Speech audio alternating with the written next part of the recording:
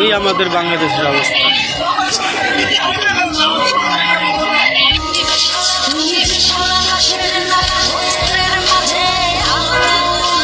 থেমে থাকবি না, go on, go on, and go on. আমাদেরকে পদত্যাগ করতে হবে। আমার প্রশ্ন, জাতির কাছে প্রশ্ন, কি অপরাধ আমাদের? এখনো চলছে কোটা বিরোধী আন্দোলন, বিনা দোষে গ্রেপ্তার হয়েছে শত শত শিক্ষার্থী, রিমান্ডেও নেওয়া হয়েছে অনেক শিক্ষার্থীকে, রাতের অন্ধকারে ছাত্রীদের তুলে নিয়ে যাচ্ছে ১৯ ছাত্রলীগ, জনসম্মুখে পুলিশ সরাসরি গুলি করছে শিক্ষার্থীদের উপর। দেশের পরিস্থিতি যখন এতটাই ভয়াবহ, তখনও চুপ করে আছেন বাংলাদেশের অনেক তারকারা।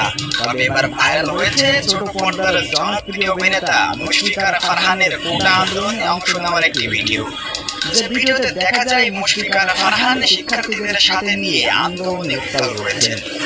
আজ একদল শিক্ষার্থী